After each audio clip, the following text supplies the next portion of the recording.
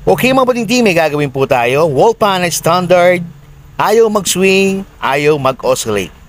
Okay, buksan muna natin. Mahirap tanggalin ang kanyang pinion knob. Gamitin lang po natin ang kanyang AC cord para maging hawakan niya. Tapos hilahin natin. Ayun. Diba mas mabilis? Ito po ang naging problema niya, ang kanyang gearbox. Nakita niyo? Basag po siya. Okay, kalagin muna natin. Kapag ganito po ang inyong gearbox na may nabasag lang, meron po tayong magagamit na mas mura. Gagamit lang po tayo ng housing. Yan po ang housing niya, mga patiting, no? Ililipat lang po natin ang laman ng sirang gearbox dito po sa ating housing.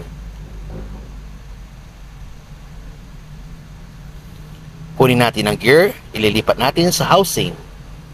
Lahat po yan, ililipat po natin.